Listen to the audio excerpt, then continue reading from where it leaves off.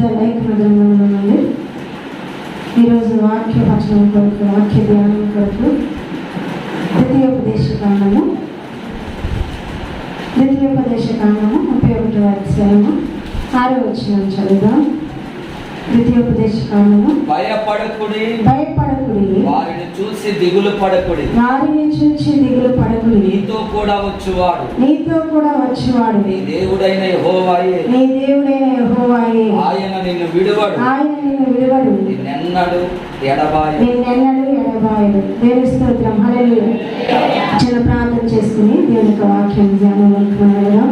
ప్రతి ఒక్కరు కూడా కళ్ళు మూసుకున్నట్లయితే మీరున్న స్థలంలోనే చిన్న ప్రార్థన చేద్దాం. హృదయపూర్వకంగా దేవుని అడుగుదాం. ఈ ఉదయకాల సమయంలో ప్రభువా నీ సన్నిధికి వచ్చాము నాయన. అయ్యా నువ్వు నాతో మాట్లాడమని ప్రతి ఒక్కరు కూడా నోరు తెరిచి ఉదయకాల సమయంలో ప్రభువా నీ వాక్కు వినడానికి నేను సంసిద్ధంగా ఉన్నాను ప్రభు. నాతో నువ్వు ఏమి ఉద్దేశించి ఉన్నావో ప్రభు తేటగా నాతో మాట్లాడమని, నన్ను బలపరిచేయ, నన్ను దీవించేయ, నన్ను సరిచేయని ప్రతి ఒక్కరు కూడా ప్రార్థన చేద్దాం. చిన్న ప్రార్థన. మహాపరిశుద్ధుల జీవం కలిగిన తండ్రి, ఈ బంగారు పాదాలకు వందనాలు, స్తోత్రాలు ప్రభు. ఈ ఉదయకాల సమయంలో ఇంతవరకు కొన్ని ఆత్మ సంబంధమైన పాటల ద్వారా నీ నామాన్ని మహిమపరిచిన తండ్రి నీకు వందనాలు ప్రభు. ఆరాధనలో మధ్యలోనికి దిగి వచ్చిన దేవానికి వందనాలు. ఈ స్థలం అంతా నీ పరిశుద్ధాత్మ అగ్ని అభిషేకాన్ని ప్రభు మీరు ఇచ్చినందుకు నీకు స్తోత్రాలు ప్రభు. ఉదయకాల సమయంలో అయ్యా నీదేన దాసురాలుగా నీ పక్షాన నిలబడి ఉన్నాను ప్రభు. నేను మాట్లాడితే అర్థం ప్రభు, నా మాటలు ఏమాత్రం ప్రయోజనం ఉండదు కానీ ప్రభు నీ దాసురాలు ముఖాంతరములో నుండి ప్రభు నాయన అయ్యా తండ్రి వీరితో మాట్లాడమని ప్రార్థిస్తున్నాను. మొదట నాతో మీరు మాట్లాడండి. గురువుని ప్రతి ఒక్కరితో కూడా మీరు మాట్లాడండి. ఆదరించే మాటలు, సరిచేసే మాటలు, హెచ్చరించే మాటలు, బలపరిచే మాటలు ప్రభు. మీ యొక్క వాక్కు నాయన కృంగిన వారిని లేవనెత్తుతాము ప్రభు. జీవింపచేసే వాక్కు ప్రభు ఈ ఉదయకాల సమయంలో బయలు వెళుతున్నప్పుడు నాయన అనేకుల హృదయాలు ప్రభు తెరవబడినట్లుగా, అనేకుల హృదయాలు నాయన తండ్రి ఆదరించబడినట్లుగా ప్రభు మీ యొక్క కార్యాన్ని మీరు జరిగించి తండ్రి వాక్య ధ్యానం అంతటిలో కూడా మీ కృపా సన్నిధి మీరు తోడుగా ఉంచి ఆయన కృప చూపించినాను. యేసునామములో అడిగి వేడుకుని ప్రార్థిస్తున్నాను తండ్రి. ఆమేన్. దేవుని స్తోత్రం. హల్లెలూయా, హల్లెలూయా. ఇక్కడ మనం గమనించినట్లయితే ద్వితీయోపదేశ కాండము 31వ అధ్యాయము 6వ వచనంలో భక్తుడు తెలియజేసిన రీతిగా భయపడకుడి, వారిని చూచి దిగులు పడకుడి, నీతో కూడా వచ్చేవాడు నీ దేవుడైన యెహోవాయే. దేవుని స్తోత్రం. హల్లెలూయా, హల్లెలూయా. చాలా సార్లు ఈ యొక్క లోకంలో జీవిస్తున్న ప్రతి ఒక్కరికి కూడా ఏదో ఒక భయం వెంటాడుతూ ఉంది. ఇంతవరకు నేను దేనికి భయపడలేదండి అన్నవాళ్ళు చేతులకండి ఒక్కరైనా నేను అసలు ఏ విషయానికి భయపడలేదు, నేను దేనికి నాకు అసలు భయం లేదు అన్నవాళ్ళు చేయతండి. ఎవరు కూడా లేవు. భయం లేకుండా ఎవ్వరూ కూడా ఉన్నామన్నమాట. ఏదో ఒక భయం మనల్ని వెంటాడుతూనే ఉంటుంది. లేచిన కానండి భయం ప్రతి ఒక్కరికి కూడా. భవిష్యత్తును గురించిన భయం కొందరికి, మరణాన్ని గురించిన భయం కొందరికి. మరణ వార్త వినగానే ఎక్కడో మరణించారన్నా సరే ఇక్కడ మనకేమైతుంది భయం స్టార్ట్ అయింది. అలాగే చాలా భయాలు, వ్యాధులను గురించిన భయాలు. జీవితంలో ఒక పార్ట్ ఏమైందంటే భయమే. కొంతమందికి నీరంటే భయం, కొంతమందికి అగ్ని అంటే భయం, కొంతమందికి పాములంటే భయం. చదువుకుంటున్న పిల్లలకు కూడా భయం. ఏం భయం ఉండదు వాళ్ళకి? ఈరోజు వర్క్ రాయలేదు, వెళ్తే కొడతారు, తిడతారు అని వాళ్ళకి చదువును కూర్చున్న భయం. అంతకంటే ఎగ్జామ్స్ అంటే భయం. ఎగ్జామ్స్ అంటే రేపు ఎగ్జామ్స్ ఉందంటే ఈ రాత్రి నుంచే కొంతమందికి లోపల భయం స్టార్ట్ అయిపోతుంది. చిన్నపిల్లల మొదలుకొని యవనస్తులు కావచ్చు, తల్లిదండ్రులు కావచ్చు, వృద్ధాప్యంలో చనిపోయే ముసలమ్మ కూడా భయం. ఎప్పుడు మరణం వస్తుందో, ఏమైపోతానో, మరణం నన్ను ఎవరు చూస్తారో, ఏదో ఒక భయం. భయం లేని వారు ఎవరు కూడా లేరు. ప్రతిరోజు కూడా ఏదో ఒక భయం మనల్ని వెంటాడుతూనే ఉంటుంది అనమాట. శాస్త్రవేత్తలు, సైంటిస్టుల పరిశోధన చేసి 353 రకాల భయాలు ఉన్నాయని చెప్పారంట. దేవుని స్తోత్రం. హల్లెలూయా. ఈ 353 రకాల భయాల్లో ఏదో ఒక భయం ఏదో ఒక వ్యక్తిని వెంటాడుతూనే ఉంటా ఉంటుంది. నిజంగా చూడండి, ఈ ఉదయకాల సమయంలో దేవుడు సెలవిస్తున్న మాట భయపడకుడి. అందుకే బైబిల్ గ్రంథంలో రాయబడి ఉంది భయపడవద్దు అని. బైబిల్ గ్రంథంలో ఎన్నిసార్లు ఉందంటే 365 సార్లు ఉంది. మనం ప్రతిరోజు కూడా భయపడతామని తెలుసు కనుక అందుకే పరిశుద్ధాత్మ దేవుడు, దేవాతి దేవుడు ముందుగానే తన యొక్క లేఖన భాగంలో ఆశ్రయించాడు. రోజుకొకసారి భయపడవద్దు, భయపడవద్దు. 365 సార్లు సంవత్సరం అంతా కూడా ప్రభు నీతో చెప్తా ఉన్నాడు. ప్రియ దేవుని బిడ్డ, ఈరోజు నువ్వు భయపడతా ఫలిస్తూ ఉంది. చాలాసార్లు భయపడిపోతూ ఉంటాం, చాలా విషయాల కొరకు వేదన పడతా ఉంటాం. మనం కలిగిన బలహీనతను బట్టి కావచ్చు, చాలామంది వచ్చిన బలహీనతను బట్టి కృంగిపోతూ ఉంటారు, ఆర్థిక సమస్యను బట్టి కృంగిపోతూ ఉంటారు. ఈ సమస్య నుండి ఎవరు నన్ను విడిపిస్తారు? ఈ బలహీనత నన్ను విడిచిపోదు, నేను ఈ బలహీనతతోనే ఈ వ్యాధితోనే ఇలాగే చనిపోతానేమో, ఎప్పుడో జరిగే దాని గురించి ఇప్పుడే ఆలోచించుకుంటారు. చూడండి, యవనస్తులు, నాకు మంచి భర్త వస్తాడో రాడు, భార్య వస్తుందో రాదు, ఎప్పుడో జరిగే వాటిని గురించి కూడా నన్ను తల్లిదండ్రులు అయితే నా బిడ్డలు నన్ను చూస్తారో చూడరు, అలా చాలా డిప్రెషన్లోనికి ఆలోచించి నాకున్న ఆర్థిక సమస్య తీరుతుందో లేదు, ఈ అప్పులన్నీ ఎలా తీరుతాయి, ఇక కట్టుబాట్ల నుండి నేను ఎలా బయటికి రావాలి, ఈ బలహీనత నుండి నేను ఎలా బయటికి రావాలి, ఇక సమస్యతోనే నా జీవితం ముగించబడిపోతేమోనని చాలా మంది బిడ్డలు ఇక ప్రస్తుతం జరుగుతున్న ఇక పరిస్థితులను బట్టి భయాందోళన లేని వారు ఎవరు కూడా లేరు. చాలా మంది ఆ భయం ఏమైపోతుందంటే అక్కడ చింతగా మారిపోద్ది. ప్రతి ఒక్కరికి ఏదో ఒక చింత, ఆ చింత ఏమైపోద్ది, డిప్రెషన్లోకి వెళ్ళిపోద్ది. ఈ డిప్రెషన్ అనేది చాలా భయంకరమైన పరిస్థితి. ఒక కరోనా వైరస్ కంటే, ఒక HIV వ్యాధి కంటే భయంకరమైనది డిప్రెషన్ అనేది. చాలా మంది చూడండి, ఈ డిప్రెషన్కి లోనైపోయిన వారు ఎక్కువగా ఆలోచిస్తారు. భయపడిన దాన్ని బట్టి ఏదో జరుగుతుంది, నాకున్న బలహీనత కావచ్చు, లేకపోతే వారికి ఎదురవుతున్న పరిస్థితులు కావచ్చు, కుటుంబంలో ఉంటున్న సమస్యను బట్టి కావచ్చు, తన భర్తను బట్టి కావచ్చు, భార్యను బట్టి కావచ్చు, ఈ సమస్య మారదు, ఈ సమస్యకు పరిష్కారం నాకు దొరకదని చాలా మంది డిప్రెషన్కు లోనైపోయి ఏమనుకుంటారంటే చివరికి మరణానికి వెళ్ళిపోతారు. చూడండి, ఈ డిప్రెషన్కి లోనైపోయిన వారు ఎవరితో మాట్లాడరు, ఒంటరిగా ఉండడానికి ఇష్టపడతారు, ఒక రూమ్లోకి వెళ్ళిపోతారు. అదే ఆలోచన ఆ యొక్క పరిస్థితిని అపవాది చోటు చేసుకుంటుంది. చూడండి, అపవాది దగ్గర ఎన్నో ఆయుధాలు ఉన్నాయి, అయితే ఎక్కువగా అపవాది కూడా ఉపయోగించే ఆయుధం ఏంటో తెలుసా? ఈ డిప్రెషన్ అనే ఆయుధాన్ని ఉపయోగిస్తుందంట. అపవాది దగ్గర ఉన్న ఆయుధాలన్నింటిలో కూడా ఈ డిప్రెషన్ అనే బాణాన్ని అది ఎక్కువగా ఉపయోగిస్తుంది కనుక, నేటి ప్రజల మధ్య అది ఎక్కువగా ఉపయోగిస్తుంది కనుక దాని దగ్గర ఉన్న ఆ డిప్రెషన్ బాణం అంట అరిగిపోయిందంట. దేవుని స్తోత్రం, హల్లెలూయా హల్లెలూయా. ఇంకా డిప్రెషన్కు లోనైపోయి ఏమైపోతారంటే చనిపోదాం అన్న పరిస్థితికి వచ్చేస్తారు. చాలా మంది ఎందుకు ఈ రోజు నేటి దినాల్లో చనిపోతా ఉన్నారంటే వారు వేరే ఇంకా ఏ ఆలోచన ఉండదు, ఎంతసేపు చనిపోదాం, ఈ పరిస్థితి నుంచి ఎవరు నన్ను విడిపించరు, నాకున్న సమస్య మారదు. చనిపోతే పరిస్థితి మారిపోద్దండి, చెప్పాలి మీరు. ఒకవేళ వారి సమస్య తీరిపోద్దా? చనిపోతే ఏం మారదు, ఎక్కడున్న పరిస్థితి అలాగే ఉంటుంది. ఒకవేళ నువ్వు నీ యొక్క ప్రాణాన్ని చేతులారా తీసుకోవడం వల్ల ఏమైంది తెలుసా? నిత్యత్వాన్ని, నిత్య రాజ్యాన్ని కూడా కోల్పోతావు. ప్రియ దేవుని బిడ్డ, ప్రియ యవన బిడ్డ, ప్రియ తల్లి, ప్రియ తండ్రి, ప్రియ సహోదరి సహోదరుడ, ఈ ఉదయకాల సమయంలో పరిశుద్ధాత్ముడు నీతోనే మాట్లాడుతున్నాడు. ప్రియ చెల్లెమ్మ, ప్రియ అన్నయ్య, ప్రియ తమ్ముడు, చాలాసార్లు నీవు కూడా అదే డిప్రెషన్లో వెళ్ళిపోతాను. నీకున్న సమస్యను బట్టి ఎందుకు నేను బ్రతకడం, ఇంకా వేస్ట్, నా బ్రతుకు మారదు, నా పరిస్థితి మారదు, నేను ఇలాగే చనిపోవాలని చాలాసార్లు నువ్వు ఆలోచన చేస్తా ఉన్నావు. పరిశుద్ధాత్మ దేవుడు ప్రియ బిడ్డ నీ హృదయాన్ని తేటగా చేస్తా ఉన్నాడు. నీ సమస్యను ఈ లోకంలో ఉన్న మనుషులు తీర్చలేకపోవచ్చు, కానీ దేవాది దేవుడికి అసాధ్యమైనది ఏదీ లేదు. అయితే నువ్వు మొదట దేవుని దగ్గరికి రావాలి, దేవుని మీద ఆధారపడాలి, దేవుణ్ణి వెంబడించడం నేర్చుకో. నీ సమస్యను ఎవరికి అప్పగించాలి? దేవునికి అప్పగించాలి. బైబిల్ గ్రంథంలో కూడా మనం చూస్తే ఒక ప్రవక్త ఉన్నాడు, ఏలియా. 19వ అధ్యాయము మొదటి రాజులు 19వ అధ్యాయము 1 నుండి కొన్ని వచనాలు చదవండి. మొదటి రాజుల గ్రంథము చదువు. అతడు ఖడ్గము చేత ప్రవక్తలనందరినీ చంపించిన సంగతియులు ఆహాబు యెజెబెలునకు తెలియజెప్పగా, యెజెబెలు ఒక దూత చేత ఏలియాకు ఈ వర్తమానము పంపించెను. రేపు ఈ వేళకి నేను ఈ ప్రాణమును వారిలో ఒకరి ప్రాణము వలె చేయని ఎడల దేవుడు నాకు గొప్ప అపాయము కలుగచేయును గాక.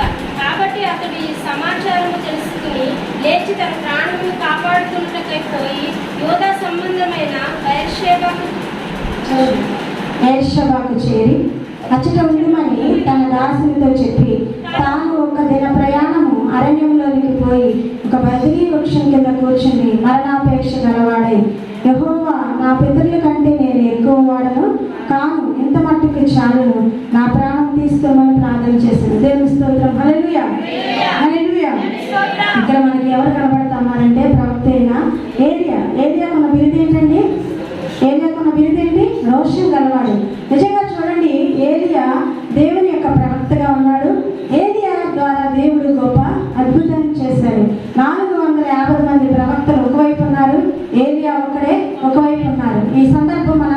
కూడా తెలిసిందే. అయితే వారు ఒక ఎద్దును తీసుకుని వధించి దాన్ని దహించాలన్న టార్గెట్ వారు పెట్టుకున్నారు. అయితే మొదట 450 మందికి ఛాన్స్ ఇచ్చారు ఏలియా. వారు ఉదయం నుండి సాయంత్రం వరకు కూడా వారి దేవతలను దేవుళ్ళను పూజించి వారు ఏదో చేశారు, కానీ వారు ఏమాత్రం కూడా ఆకాశం నుండి అగ్నిని కురిపించలేకపోయారు. కానీ ఈ రోషం కలిగిన ఏలియా ప్రవక్త, నిజదేవుని కలిగిన యొక్క ప్రవక్త ఏం చేశాడు? నిజంగా ఏలియా ప్రార్థన చేసినప్పుడు ఏం జరిగింది? ఆకాశం నుండి అగ్ని దిగి వచ్చింది. ఆ యొక్క ఎద్దుని, ఆ బలిని అంతటిని కూడా దహించేసింది. దేవునికి స్తోత్రం. హల్లెలూయా, హల్లెలూయా. ఈ కార్యం ఎవరి ద్వారా జరిగింది? ఏలియా ద్వారానే జరిగింది. ఇంకా ఏలియా ప్రార్థించినప్పుడు ఆకాశం నుండి 3.5 సంవత్సరాలు వర్షం కురిసింది. మరలా ఏలియా ప్రార్థన చేసినప్పుడు వర్షం ఆగిపోయింది. చూడండి, ఏలియా ఇన్ని కార్యాలు చేశారు కదా, దేవునితోనే ఉన్నాడు, దేవుని శక్తి సామర్థ్యాలు తెలుసు, దేవుని బలం ఏంటో తెలుసు. అయినా సరే ఏలియా చూడండి, ఇక వాక్య భాగంలో, లేఖన భాగంలో మనం గమనిస్తే రోషం కలిగిన ఏలియా దైవజనుడు 450 మంది ప్రవక్తలని ఒక్కరోజు ఏం చేశాడు? హతమార్చాడు. ఎంత ధైర్యం కలిగిన ఏలియా కూడా చూడండి, ఈరోజు మరణాపేక్ష గలవాడై బదరీ వృక్షం కింద కూర్చుని ప్రార్థన చేస్తున్నాడు దేవుడికి. చాలాసార్లు మనం కూడా దేవుని కార్యం అంటే ఏంటో తెలుసు. ఈరోజు ప్రతి ఒక్కరూ కూడా ఒక సాక్ష్యం మనం లేచి చెప్పగలం, అవునా కదండి?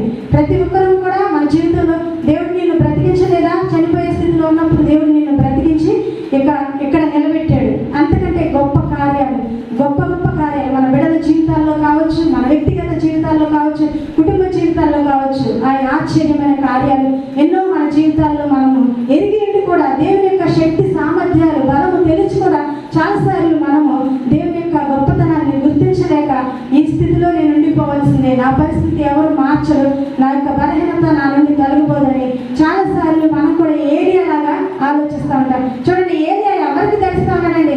యెజబెలు రాణికి తెలుస్తా ఉన్నాడు. ఆహాబు రాజు అంతా ఈ 450 మంది ప్రవక్తల్ని చంపేసిన తర్వాత ఆహాబు రాజు వెళ్ళి యెజబెలు రాణికి తన భార్యకి ఈ విషయం చెప్పాడు. వెంటనే యెజబెలు రాణి ఏం చేసింది? ఏలియాకు ఒక వర్తమానం పంపించింది. నువ్వు 450 మంది ప్రవక్తలు చంపించేసావు కదా, రేపు ఈ దినానికల్లా నీ ప్రాణం కూడా వారిలో ఒకటిగా అయిపోతుంది. దేవుని స్తోత్రం. హల్లెలూయా, హల్లెలూయా. చూడండి, ఏలియా అంత ధైర్యం కలిగిన వాడు, అంత రోషం కలిగిన వాడు, దేవుని కొరకు అంత గొప్ప కార్యాలు, ఆకాశం నుండి అగ్ని కురిపించిన దేవుడు, ఆకాశం నుండి వర్షాన్ని కురిపించిన దేవుడు, ఇంత చిన్న కార్యాన్ని దేవుడు చేయలేదని 450 మంది ప్రవక్తలను చంపించిన దేవుడు, యెజబెలు రాణి దేవుడికి ఎక్కువ.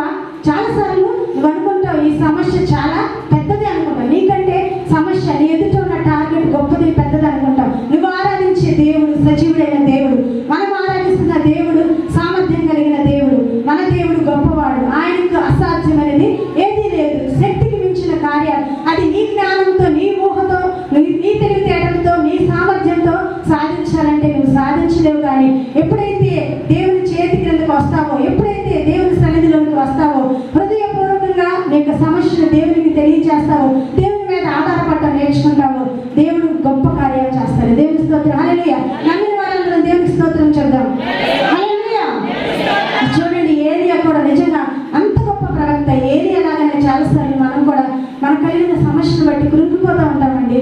అసలు దేవుడు నీ జీవితంలో ఎంతమంది చేసిన కార్యాలు ఎంతో గొప్ప. ఒకసారి ఆ కార్యాలన్నీ మర్చిపోతాం, దేవుడు నేను పిలిచిన విధానాన్ని మర్చిపోతాం. అయ్యో నాకు ఎవరు లేరు, ఏం జరగదు. చాలాసార్లు అనుకుంటాం నాకు ఎవరు లేరండి, మేము అంటారు దాన్ని చాలాసార్లు బాధపడతాం. అందుకే ఇక్కడ వాక్యంలో కూడా అదే ఉంది, భయపడవద్దు, ఎవరు తోడుగా ఉన్నారంట? నేను మీకు తోడుగా ఉన్నాను. ఆయన మనకు ముందుగా నడుస్తూ ఉన్నాడంట. దేవుని స్తోత్రం. హల్లెలూయా. ఆయన మన ముందుగా నడిస్తే ఇంకా మనకేంటండి భయం?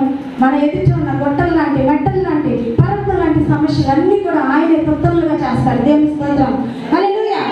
ఇవన్నీ కూడా నమ్మితే దేవుడు చేస్తాడు. నీ విశ్వాసం ఎక్కడ ఉంది? మొదట నువ్వు ప్రారంభించిన దినాల్లో ఉన్నటువంటి విశ్వాసం, మొదట నీకున్న భక్తి, మొదట ఉన్న రోషం, పట్టుదల నీకు ఈ రోజు ఉన్నదా? పరిశుద్ధాత్ముడు నేను ప్రశ్నిస్తాను. ఈ రోజు నా కార్యం జరగట్లేదని ప్రభు నువ్వు ప్రశ్నిస్తున్నావు, కానీ మొదట్లో ఉన్న ఆసక్తి అప్పుడు జరిగి అప్పుడు చేసిన దేవుడే. ఒకవేళ వేరే దేవుని ఆరాధిస్తున్నామండి, మొదట్లో రక్షించబడినప్పుడు ఉన్న దేవుని కాగా వేరే దేవుని ఆరాధిస్తున్నామా? వేరే దేవుని కాదు కదా, అప్పుడున్న దేవుణ్ణే ఇప్పుడు ఆరాధిస్తున్నాం. ప్రవక్తలు ఆరాధించిన దేవుణ్ణే నిన్న నేడు నిరంతరం కూడా ఆయన ఏకరీతిగానే ఉన్నాడు. ఆయన కార్యాల్లో మార్పు లేదు, ఆయన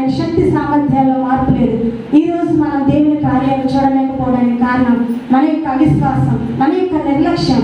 నిజంగా ఒకప్పుడు నువ్వు ఎన్ని గంటలు దేవునికి ప్రార్థన చేసేదానివి, దేవుని సన్నిధి అంటే ఎంత ఆసక్తిని కనపరిచేదాన్ని. పని కంటే దేవుని సన్నిధి నాకు ముఖ్యం, ఇంకా దేవుని సన్నిధి కంటే ఏది నాకు ముఖ్యం కాదని నీవు ఒకప్పుడు నడిచావు. అందుకే నీ జీవితంలో ఏది కొరత లేదు, ఏది కుదరలేదు.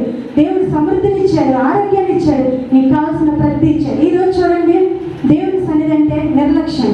నీవు ఎంత నిర్లక్ష్యంగా ఉంటావో నీ కార్యాలు కూడా అంతే నిర్లక్ష్యం అయిపోతాయి. దేవుని మీద నిందవేయడానికి మనం సరిపోం. కానీ ఈరోజు దేవుని యొక్క కార్యాలు చూడలేకపోవడానికి కారణం మన యొక్క అవిధేయత. ఏలియా ప్రవర్తనలాగా మనం కూడా చూడండి, అన్ని కార్యాలు చేసిన ఏలియా నిజంగా బదిలీ వృక్షం కిందంట మరణాపేక్ష కలవాడే, ఇంకా చనిపోవడం బెటర్ అనుకుంటున్నాడు కదా. ప్రభువుకు ప్రార్థన చేస్తున్నాడు ఏమని, ఎంత మట్టికి చాలయ్యా నా ప్రాణాన్ని తీసుకో. చాలాసార్లు మనం కూడా అదే ప్రార్థన చేస్తాం అవివేకంగా, అయ్యా ఇంకా పడ్డ బాధ చాలు కానీ ఇక తీసేసుకోయ్యా, నేను భరాయించలేను, ఇంతకంటే నేను సమస్యలు భరాయించలేనని మనం కూడా ఏది అలాగా. ఒకవేళ ఉదయకాల సమయంలో ఏది ఎలాంటి పరిస్థితుల్లో నీవు ఉంటే నీతోనే దేవుడు మాట్లాడుతున్నాడు. ప్రియ దేవుని బిడ్డ, ఏరియా కూడా మరణాపేక్ష గలవాడే, చనిపోవాలని ఆశ చేసింది, ఇంకా బ్రతకాలి, దేవుడి శక్తి ఏంటో తెలిసి సామర్థ్యం ఏంటో తెలిసి నేను దేవునికి అప్పగిచ్చేస్తే అసాధ్యమైంది ఆయనకి లేదు కదా. 450 మంది ప్రవక్తలను చంపించిన దేవుడు ఈ యెజబెల్ రాణి ఏమన్నా గొప్పదా అని ఆలోచన లేదు. ఇక ఏ సమస్య మన హృదయం అంతా, మన మైండ్ అంతా ఆ సమస్యతోనే, ఆ యొక్క బలహీనతతోనే, దానితోనే నిండిపోద్ది. ఈ అపవాది కూడా నేను దేవుని వైపు చూడలేడు, దేవుని వైపు రానివ్వదు. దైత ప్రియ దేవుని జనాంగమా, దేవుని యొక్క శక్తి సామర్థ్యాలు గ్రహించు. నీ మనోనేత్రాలు ఒకవేళ మూయబడి ఉంటే నీ మనోనేత్రాలు తెరవ చేసుకో. నీ యొక్క ఆత్మీయ కన్నులు తెరవబడాలి. దేవుని శక్తి సామర్థ్యాలు చాలా గొప్పవి. నీకున్న బలహీనత అది ఎలాంటిదైనా కావచ్చు, ఈ లోక వైద్యులు చేయలేకపోవచ్చు, ఇంకా చనిపోతామని సర్టిఫికేట్ కూడా ఇవ్వచ్చు, అయినా సరే దేవునికి అసాధ్యమైనది ఏది లేదు. నీకున్న బలహీనత నీలోనే ఉంచుకుని, నీకున్న సమస్యను నీలోనే ఉంచుకుని చేతకాని దానిలాగా బాధపడుతూ దేవుని కూడా చేతకాని వాడిని చేయవద్దు. ఈరోజు సజీవుడైన దేవుని మనం ఆరాధిస్తా ఉన్నాం. ఏలియా ప్రవక్త కూడా మరణాపేక్ష గలవాడే, బదిలీ వృక్షం కింద ఎంత మట్టికి చాలయ్యా నా ప్రాణం తీసేసుకో అంటున్నాడు. అయితే దేవుడు మరలా దూతను పంపించి ఏలియాను బలపరుస్తా ఉన్నాడు. కింద వచనాల్లో మనం చదివినట్లయితే ఏలియాతో మాట్లాడుతున్నాడు దూతను, నీకు శక్తికి మించిన ప్రయాణం నీ ఎదుట ఉన్నది కనుక నీవు లేచి భోజనం చేయమని చెప్పి. దేవుని స్తోత్రం. హల్లెలూయా, హల్లెలూయా. ఇంతటితోనే నా పని అయిపోయింది, నేను ఇంకా దేవుని పని చేయలేను, ఏ పని చేయలేను, కుటుంబాన్ని పోషించలేను, ఏది చేయలేను అని చాలాసార్లు నిరుత్సాహపడుతూ ఉంటాం కదా. కానీ దేవుడు ఈరోజు నీకు ఇస్తున్న వాగ్దానం, ఇప్పుడు చేయగలిగిన దానికంటే అధికమైన పరిచర్య, అధికమైన శక్తి సామర్థ్యాన్ని దేవుడు నీకు ఇస్తాడు. అయితే నువ్వు ప్రభువు కొరకు నిలబడాలి, విశ్వాసం కలిగి, నమ్మకత్వం కలిగి ప్రభువుకు నిన్ను నీవు అప్పగించుకుంటే, దేవుని మీద ఆధారపడడం నేర్చుకుంటే ఏలియాని బలపరిచిన దేవుడు ఈ ఉదయకాల సమయంలో నిన్ను నన్ను కూడా దేవుడు బలపరుస్తున్నాడు. దేవుడు నిజంగా శక్తి సామర్థ్యం కలిగిన దేవుడు. ఆయన ఎదుటి ఎవరు కూడా నిలవలేరు. నీకున్న సమస్య దేవుని కంటే గొప్పది కాదు. ఎప్పుడైనా సరే దేవుని యొక్క వాక్యం ద్వారా, దేవుని యొక్క వెలుగులో మనం పరిశీలన చేసుకుంటే దేవుడు ఘనమైన కార్యాలు మన ఎదుట చేయగలిగిన దేవుడు. నిజంగా ఈ భయం అనేది ఎందుకు వచ్చింది మొదట మనం ఆలోచిస్తూ ఉంటే, ఆదాము అవ్వల దగ్గర మనం గమనించినట్లయితే వారు దేవుని మాట విన్నంత వరకు ఏమైంది, వారికి ఎలాంటి భయం లేదు. రోజు కూడా దేవుడు సహవాసానికి పిలుస్తూ ఉన్నాడు. సాయంకాలం చల్లపూట వేళ ఆదాము అవ్వ ఇద్దరు కూడా, ఆదాము వచ్చి చక్కగా ఏం చేస్తామో దేవుని యొక్క మాటలు వింటా ఉన్నారు. ఏ రోజైతే వారికి భయం ఎప్పుడు వచ్చిందంటే, దేవుడు ఏదైతే తినొద్దన్నాడో ఆ పండును ఏం చేశారు, తిన్నారు. ఎప్పుడైతే దేవుని యొక్క ఆజ్ఞను అతిక్రమించారో, ఎప్పుడైతే దేవుని యొక్క మాటను మీరారో వారి జీవితాలు అప్పుడు ఏమైంది, భయం అనేది ఎంటర్ అయింది. చాలాసార్లు మనకి భయం ఎందుకు వస్తుందంటే, ఒక పాపము ద్వారా దేవునికి అవిధేయతగా, దేవునికి దూరంగా, దేవుడు చేయొద్దన్న పని ఏదైనా చేస్తే మనలోనికి ఆటోమేటిక్గా భయం అనేది వస్తుంది అనమాట. ఇంతవరకు మనము ఏలియా ప్రవక్త గురించి మనం నేర్చుకున్నాం. మరొక సందర్భాన్ని మనం చూద్దాం. చూడండి, 2వ దినవృత్తాంతముల గ్రంథము 20వ అధ్యాయము 15వ వచనం. 2వ దినవృత్తాంతముల గ్రంథము 20వ అధ్యాయము 15వ వచనం. యోధావారులారా, యెరూషలేము కాపురస్తులారా, యెహోషాపాతు రాజా, మీరందరూ ఆలకించుడి. యెహోవా సెలవిచ్చినదేమనగా గొప్ప సైన్యములకు ఈ గొప్ప సైన్యమునకు మీరు భయపడకుడి, జడియకుడి. ఈ యుద్ధము మీరు కాదు, దేవుడే జరిగించును. దేవుని స్తోత్రం. హల్లెలూయా, హల్లెలూయా. చాలాసార్లు మనం భయపడిపోతూ ఉంటాం, ప్రతి చిన్నదానికి కూడా భయపడిపోతూ ఉంటాం. చూడండి, ఇక్కడ కూడా యెహోషువపాతుకి భయం అనేది వచ్చిందంట. ఎందుకనంటే యెహోషువపాతు మీదకి ఆ యొక్క రాజ్యం మీదకి ఎన్ని దేశాల వారు యుద్ధానికి వస్తూ ఉన్నారంట? 3 రాజ్యాల వారు. ఒక రాజ్యం మీదకి వస్తేనే భయం, అవునా కదా? ఇక్కడ చూస్తే మోయాబీలు ఒక రాజ్యం వారు, మోయాబీలు, అమ్మోనీయులు, మోయాబీలు. నిజంగా చూడండి, 3 రాజ్యాల వారు ఒకేసారి యొక్క యోధా వారి మీదకి, యెహోషువపాతు రాజ్యం మీదకి దండెత్తి యుద్ధానికి వస్తా ఉన్నారంట. నిజంగా చూడండి, ఒక రాజ్యం మీదకి వస్తేనే రాజుకి భయం కదా. ఒక రాజ్యం మీదకి 3 రాజ్యాలు ఒకేసారి వస్తున్నాయి అంటే భయం ఉంటుందా లేదా? భయం ఉంటుంది. ఎందుకంటే వారి సైన్యం హెచ్చుగా ఉంటుంది, వీరి సైన్యం తక్కువగా ఉంటుంది. కాబట్టి ఖచ్చితంగా ఏమి ఎదురైతే ఓటమినే ఎదురైతే అని యెహోషువపాతుకి వచ్చేసింది ఇంకా భయం. నేనేం చేయాలి? ఇక 3 రాజ్యాలు మన రాజ్యం మీదకి వస్తున్నాయి కనుక మనము యుద్ధం చేసి ఈ రాజ్యాలని గెలవలేమని యెహోషువపాతు చక్కటి నిర్ణయం తీసుకున్నాడు. చూడండి, యెహోషువపాతు 3వ వచనం చదివితే, అందుకు యెహోషువపాతు భయపడి యెహోవా యొద్ద విచారించుటకు మనస్సు నిలుపుకుని యోధా అంతటా ఉపవాసం ఆచరింపవలనని చాటింపగా. దేవుని స్తోత్రం. హల్లెలూయా, హల్లెలూయా. చూడండి, యెహోషువపాతు ఒక రాజు స్థానంలో ఉన్నాడండి. ఇక 3 రాజ్యాలు ఒకేసారి నా రాజ్యం మీదకి వస్తే నేను జయించలేను, నా జ్ఞానం సరిపోదు, నా శక్తి సామర్థ్యాలు సరిపోవు. నిజంగా మానవుని జ్ఞానం ఎంత గొప్పదంటే చాలా వరకు ఇప్పుడు మానవుడు కూడా చాలా తన జ్ఞానంతో చాలా తయారు చేస్తా ఉన్నాడు. నిజంగా మానవుని జ్ఞానం అంట దేవుని యొక్క జ్ఞానంతో పోల్చుకుంటే దేవుని యొక్క జ్ఞానం సముద్రం అంత అయితే మానవుని జ్ఞానం ఎంతంటే సముద్రంలో ఉన్న నీటి బొట్టు అంటదంట. దేవుని స్తోత్రం. హల్లెలూయా, హల్లెలూయా. అయినా సరే మనం మానవుడు తన జ్ఞానంతో ఏదేదో చేయాలని, నిజంగా ఏదో సాధించాలని తన జ్ఞానంతో మిడిసిపడతా ఉంటాం. మన సొంత ఆలోచనతో, మన సొంత జ్ఞానంతో మనం ఏమి సాధించలేము. చూడండి, ఒక అమెరికాలో అంట ఒక నాస్తికుడు ఉన్నాడంట. ఒక విషయాన్ని నేను మీకు తెలియజేయాలని ఆశపడతా ఉన్నాను. రాబర్ట్ ఇంగెన్సోల్ అనే అమెరికన్ వ్యక్తి, అతను ఒక అడ్వకేట్గా పనిచేస్తూ ఉన్నాడు ఆ కాలంలో. అంటే అడ్వకేట్ అంటే లాయర్గా పనిచేస్తున్న సందర్భంలో అతడు నాస్తికుడు అనమాట. దేవుని యొక్క జ్ఞానాన్ని ధిక్కరించేవాడు, దేవుని యొక్క శక్తి సామర్థ్యాలను ధిక్కరించి అసలు దేవుడు లేడు అని చెప్పి వాదిస్తూ ఉండేవాడు అంట. చాలాసార్లు మనం సభలు ఎలా పెట్టుకుంటున్నాం దేవుని గురించి ప్రకటించడానికి, అక్కడ రాబర్ట్ ఇంగెన్సోల్ అనే ఆ వ్యక్తి పెద్ద పెద్ద సభలు ఏర్పాటు చేసేవాడంట ఆ కాలంలోనే. ఎందుకంటే దేవుడు లేడని చెప్పడానికి, ప్రజలను నమ్మించడానికి, అక్కడ నాస్తికత్వాన్ని వ్యాప్తి చెందించడానికి అక్కడ సభ ఏర్పాటు చేశాడు. ఒకనొక రోజంట సభ ఏర్పాటు చేసి ఆ సభలో తను లేచి నిలబడి మాట్లాడుతూ ఉన్నాడు. తనకు ఒక గోల్డెన్ వాచ్ ఉండేదంట. ఆ వాచ్ తీసి టేబుల్ మీద పెట్టి, నేను 5 నిమిషాలు సమయం ఇస్తా ఉన్నాను, అయితే మీరు బైబిల్ గ్రంథంలో ఉంది కదా, దేవుని దూషిస్తే ఏమన్నది? శిక్ష, తప్పకుండా శిక్ష పొందుకుంటారని ఉంది కదా, నేను 5 నిమిషాల్లో చూస్తా. దేవుడిని ఆయన ఇష్టం వచ్చినట్లుగా దేవుని ఆరాధించే వారిని పిచ్చగా తిట్టేవాడంట. బూతులు పిచ్చగా తిట్టేసి దేవుని యొక్క శక్తి సామర్థ్యాన్ని, జ్ఞానాన్ని అన్నీ కూడా నిజంగా తిరస్కరించి మాట్లాడుతూ చాలా అసభ్యకరంగా మాట్లాడి, ఇప్పుడు మీ దేవుడికి చెప్పండి, ఒకవేళ నాకు శిక్ష వచ్చిందేమో చూస్తానని చెప్పి 1 నిమిషం అయిపోయింది, ఇంకా రాలేదు, 2 నిమిషాలు, 3 నిమిషాలు, అలా 4, 5 నిమిషాలు అయిపోయింది కదా, నాకు ఏ శిక్ష రాలేదు కదా, నేను బాగానే ఉన్నాను కదా అని అలా చెప్పి, అయితే దేవుడు లేడు అని వాదిస్తూ ఉండేవాడంట. అందులోనే అక్కడే ఉన్న ఒక సేవకుడు లేచి వెంటనే అతనికి కౌంటర్ ఇచ్చాడంట. నిజంగా మరలా అతను చెప్పిన మాట కన్నాడంట, నా దేవుడు సహనశీలుడు, సహనం కలిగిన వాడు, ఆయన సహనం కలిగి ఎదురు చూసేవాడు, తగిన కాలంలో తప్పకుండా శిక్షిస్తాడు, ఆయన తొందరపడే దేవుడు కాదని వెంటనే కౌంటర్ ఇచ్చాడు. దేవుని స్తోత్రం. హల్లెలూయా, హల్లెలూయా.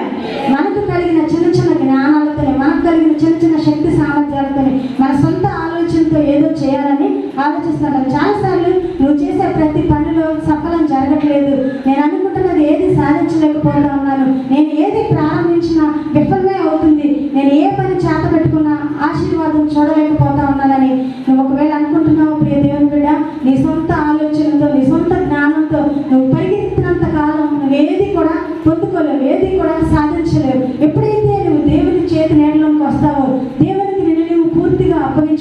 ఇది నా వల్ల అయితే కాదయ్యా, నువ్వు మాత్రమే చేయగలవు. యెహోషువపాతులాగా, యెహోషువపాతు చూడండి, ఇంకా యుద్ధం చేసి నేను ఆ 3 రాజ్యాన్ని సాధించలేను. దేవుని శక్తి సామర్థ్యం ఏంటో ఆ యెహోషువపాతుకు తెలుసు. అందుకే ఒక వచనం 7వ వచనంలో అంటారు చూడండి, ఒకసారి 6వ వచనం చదవండి.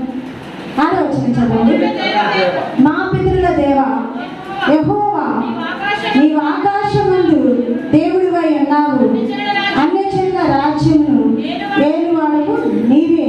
నీవు బాహుబలము గలవాడు, పరాక్రమము గలవాడు, నిన్ను ఎదిరించుటే ఎవరికి బలము చాలదు. దేవుని స్తోత్రం. హల్లెలూయా, హల్లెలూయా. చూడండి, యెహోషువపాతుకు తెలుసు దేవుని యొక్క బలం ఏంటో, దేవుని యొక్క శక్తి ఏంటో. అయ్యా, నిన్ను ఎదిరించడానికి ఎవరికి బలం చాలు. ఈరోజు నువ్వు చెప్పగలవా ఆ మాట? నీకున్న సమస్యకి నువ్వు చెప్పగలవా? నాకున్న సమస్య, నాకున్న బలహీనత నీకంటే నా దేవుడు గొప్పవాడని నీ సమస్యతో నువ్వు చెప్పగలవా? నీకున్న సమస్య ఆర్థికలేమి కావచ్చు, నీకున్న బలహీనత కావచ్చు, నువ్వు ఎదుర్కొంటున్న కుటుంబంలో ఒకవేళ మానసిక వేదన, రుగ్మత, చాలాసార్లు ఎవ్వరికి చెప్పుకోలేని వేదనతో ఒకవేళ బాధపడుతూ ఉండవచ్చు, మనసులోనే కృంగిపోతూ ఉండొచ్చు. అయితే ఈరోజు ప్రియ దేవుని బిడ్డ, ఈరోజు నీతోనే మాట్లాడుతున్నాడు ప్రభు.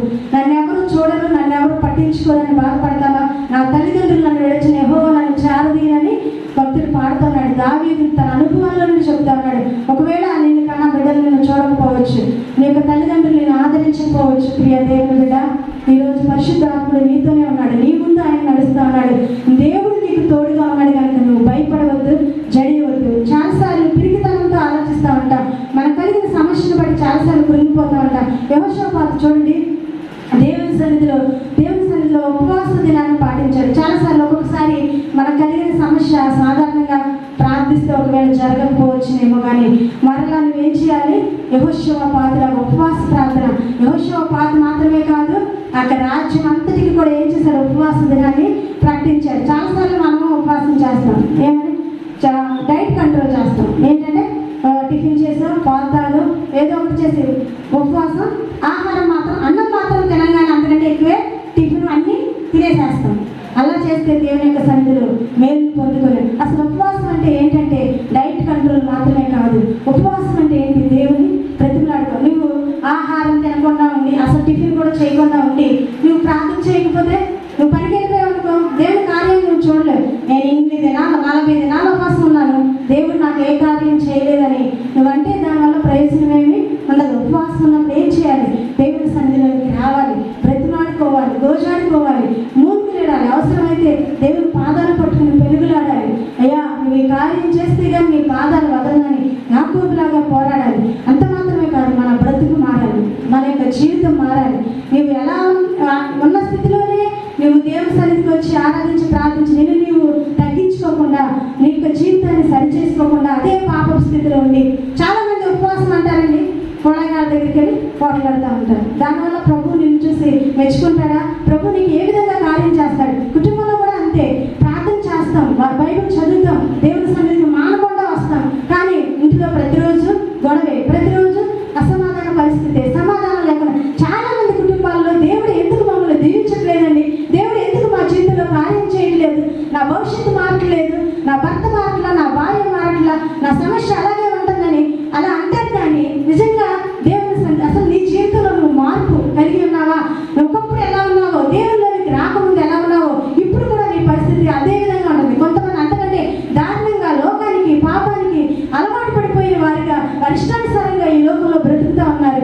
దేవుడు నిజంగా నీవు దేవుని బిడ్డవాని చాలా మంది ప్రశ్నించే పరిస్థితికి దిగజారిపోయిన పరిస్థితులు ఉంటా ఉన్నాయి. ఈరోజు నిజంగా ఫలానా వ్యక్తి అంటే వాళ్ళు దేవుని నమ్ముకున్నవారు, వారు దేవుని బిడ్డని ఎలాంటి సాక్షి జీవితం నువ్వు కలిగి ఉంటావు? మాదిరికరమైన జీవితం ఉందా? ఉపవాసం అంటే, దేవుని సన్నిధికి వస్తామంటే నువ్వు ఎలా వచ్చావు అలాగే వెళ్తే ఏమేమి పొందుకో. 1 సంవత్సరం కాదు, 2 సంవత్సరాలు, 20-30 సంవత్సరాలు, ఎంత నీ భక్తిలో సీనియారిటీ ఉన్నా సరే, నిజంగా సిన్సియారిటీగా నీలో మార్పు లేకుండా, నీ యొక్క జీవితంలో కావచ్చు, నీ ప్రవర్తనలో కావచ్చు, ఎలాంటి మార్పు లేకుండా నువ్వు ఎప్పుడు ఎలా ఉన్నావు అలాగే జీవిస్తే, ఎక్కడ వేసిన దొంగలు అక్కడే అన్నట్లుగా నీ బ్రతుకు మారదండి. నీ బ్రతుకు అలాగే ఉంటుంది, నువ్వు అలాగే చనిపోవాల్సిన పరిస్థితి వస్తుంది. ఎందుకంటే దేవుని మీద నింద వేస్తావు, ప్రభు నాకు కార్యం చేయలేదని, కానీ నీ బ్రతుకు మార్చుకోవడానికి ఇష్టపడలేదు. చాలా మంది నిజంగా దేవుడికి ఆయాస్కరంగా బ్రతుకుతున్నారు. ఒకసారి మన హృదయాన్ని పరిశీలన చేసుకున్నాం, దేవునికి ఎంతైనా నీ మనసులో, నీ హృదయంలో స్థానంలో. చాలాసార్లు మనం అనుకున్నాం, ఇప్పటికీ నేను చాలా ఎక్కువ భక్తి చేశానండి, చాలా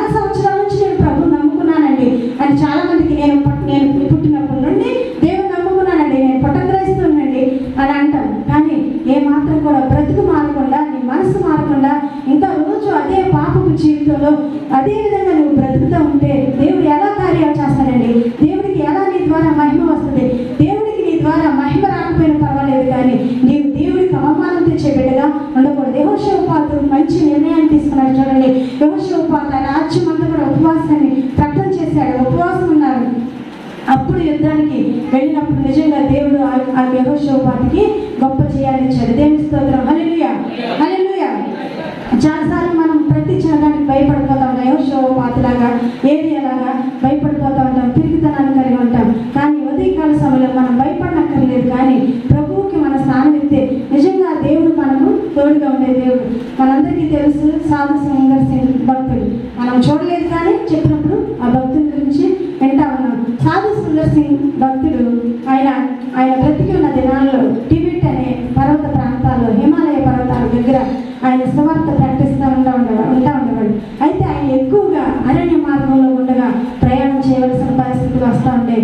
అరణ్య మార్గంలో ఉండగా కూడా ప్రయాణం చేసుకుంటా నిజంగా సువార్తని ప్రకటిస్తూ ఉంటారు. అప్పుడు దినాల్లో నిజంగా చూడండి, చాలాసార్లు అంటే ఆయన సువార్తకి వెళ్ళే టైంలో ఆయన చెప్పులు కూడా వేసుకోలేదు. సుందర్ సింగ్ ఆయన ఒక సాధువుగా దేవుని కొరకు నిజంగా ఎంతగా బ్రతికాడంటే చూడండి, ఆయన సువార్తకు వెళ్తున్న సమయంలో ఆయన కాళ్ళు కూడా చాలాసార్లు రక్తసిక్తం అయిపోయాయంట. ఈరోజు చూడండి, దేవుని కొరకు ఎంతైనా కష్టం మనం పడుతున్నామండి. ఈరోజు ఫ్యాన్, లైట్, భవనం, మంచి బిల్డింగ్ పక్క, కొంతమందికి ఏసీ కూడా అయినా సరే ఆరాధించడానికి మనకి ఎంత బద్ధకమో, ఎంత సోమర్థనమో, ఇంకా నిర్లక్ష్యం. నిజంగా ఇన్ని సౌకర్యాలు ప్రభు మనకిస్తే ప్రభువుని ఆరాధించడానికి ఎంతగా నిర్లక్ష్యంగా ఉన్నామంటే చూడండి. అలనాడు భక్తులండి, వారు ఆరాధించడానికి సరైన ప్లేస్ లేదు. వారు దేవుని స్తుతించడానికి ఎక్కడెక్కడ అరణ్యంలో ఆ ప్రాంతాల్లో దేవుని ఆరాధించుకోవడానికి సరైన అవకాశాలు లేవు. అయినా సరే వారు దేవుని ఎంతగా ఆరాధించారో చూడండి. ఆ రోజు అంత గొప్ప కార్యాలు వారు ఎందుకు చూశారంటే ఓరికనే చూడలేదండి వారి భక్తి విధానాలు. ఈరోజు దేవుడు ఇన్ని సౌకర్యాలు కల్పించి, ఇంత ఫెసిలిటీస్ దేవుడు మనకిచ్చి, ఇంత ఆరోగ్యం ఇచ్చి, మనకున్న ఇన్ని సౌకర్యాలు కల్పించినా సరే దేవుని సన్నిధిలో 1 గంట ఆరాధించడానికి నిప్పులు పడిపోతాం కదా. చాలాసార్లు ఆ 1 గంట కూర్చోడానికి చాలా ఇరిటేషన్గా ఫీల్ అవుతూ ఉంటాం. నిజంగా చూడండి, మన భక్తి విధానం ఎంత దిగజారిపోయిందో చూడండి. పరిశుద్ధాత్మ దేవుడు ఈరోజు హెచ్చరిస్తూ ఉన్నాడు. ప్రియ దేవుని జనాంగమా, సరిచేయబడదాం, దేవునికి లోపడదాం. ఇప్పుడైనా సరే ప్రభువుకు లోపడితే దేవుడు మీ మధ్య గొప్ప కార్యాలు చేయాలని ఆయన ఆశపడతా ఉన్నాడు. ఈరోజు దేవుని యొక్క నీడలోకి వస్తావా? దేవుని యొక్క వెలుగులో, దేవుని యొక్క ముఖ కాంతిలో నీ యొక్క పాపపు జీవితాన్ని విడిచిపెట్టి, శాపపు బ్రతుకులను విడిచిపెట్టి ప్రభువు కాడి కిందకి వస్తే నీ భారాన్ని దేవుడు సులువుగా చేయగలడు. నీకున్న సమస్యను దేవుడు తీర్చగలడు. నిజంగా ఇన్ని ఫెసిలిటీస్ ఉన్న దేవుని ఆరాధించడానికి మనం చాలా ఇబ్బందిగా ఫీల్ అవుతాం. సాధు సుందర్ సింగ్ చూడండి, సువార్త ప్రకటన కొరకు ఆయన అరణ్య మార్గంలో కూడా వెళతా ఉన్నప్పుడు చాలాసార్లు ఆయన పాదాలు రక్తసిక్తమైపోయాయంట. ఈరోజు దేవుడు చక్కగా చెప్పులు ఇచ్చి, అప్పుడు ఆయన చెప్పులు కూడా వేసి కనీసం వాహనంగా వెళ్ళడానికి కూడా, అమ్మ పలానా దగ్గర ప్రార్థన ఉంది, ఆ కుటుంబాన్ని బలపరుతాం, లేకపోతే సువార్త పలానా ప్రాంతానికి సువార్త అందరిన రెండమ్మని వాహనం పెట్టినా కూడా ఎవరు కదలలేని పరిస్థితి. ఈరోజు మన వాళ్ళు ఎంతోమంది నశించిపోతున్నారు. అట్టి భారం ఉందా? అసలు వేరే వాళ్ళ గురించి కాదు, నీ కుటుంబంలో నశించిపోతున్న వారి పట్ల ఉందా? బయట వాళ్ళని పక్కన పెట్టే ఎన్ని సంవత్సరాలు అవుతుంది నువ్వు రక్షించబడి? నీ భర్తను నువ్వు గెలుచుకోగలిగావా? నీ భార్యను నువ్వు రక్షించుకోగలిగావా? నీ బిడ్డలను దేవుని సన్నిధిలోకి నువ్వు నడిపించుకోగలిగావా? ఈరోజు దేవుడు మాట్లాడుతున్నాడు. ప్రియ దేవుని బిడ్డ, నిజంగా ఇన్ని అవకాశాలు దేవుడు ఇచ్చినప్పుడు ఇప్పుడు మనం సద్వినియోగం చేసుకోకపోతే ఒకరోజు ఏడ్చే రోజు రాబోతుంది. దేవుని రాకడ బహు సమీపంగా ఉంటుంది. ప్రియ దేవుని జనాంగమా, మీరు గ్రహించారో లేదో, రాత్రి చెప్తా ఉంది అర్షిని, యూట్యూబ్లో ఏదో చూసి చెప్తా ఉంది, అమ్మ సూర్యుడు అంట ఏమైపోతా ఉన్నాడు, లైట్గా నలుపు వస్తూ ఉన్నాడంట, చంద్రుడు లైట్గా ఎరుపు వస్తూ ఉన్నాడని సైంటిస్టులు చెప్తా ఉన్నారు. దేవుని స్తోత్రం. హల్లెలూయా, హల్లెలూయా. దేవుని వాక్యంలో ఉంటా ఉంది, సూర్యుడు నలుపయ్యే రోజు, చంద్రుడు ఎరిపోయే మాట పాడతాం. అదే ఆ రోజు యేసయ్య ఉగ్రత రోజు. దేవుని రాకడ బహు సమీపంగా ఉంది. ప్రియ దేవుని జనాంగమా, నువ్వు నమ్మిన నమ్మకపోయినా ఎన్నో సంవత్సరాల నుంచి దేవుడు రాకడ వస్తుంది వస్తుంది వస్తుంది అంటున్నారులేండి, మా తరాలు వెళ్ళిపోతున్నాయి రావట్లేదని ఒకవేళ నిర్లక్ష్యంగా ఉంటా ఉన్నావా? ప్రియ దైవ జనాంగమా, ఆయన రాకడ బహు సమీపంగా ఉంది. ఈ గుర్తులన్నీ కూడా ఆయన రాకడ గుర్తులే. నిజంగా ఇక దేవుని రాకడ బహు సమీపంగా ఉంటున్న దినాల్లో మన భక్తిని, విశ్వాసాన్ని కాపాడుకుంటూ మన యొక్క కుటుంబాన్ని మనం దేవుని కొరకు గెలుచుకుందాం, అనేకులకు సువార్త ప్రకటిద్దాం. సాధు సుందర్ సింగ్ నిజంగా ఆయన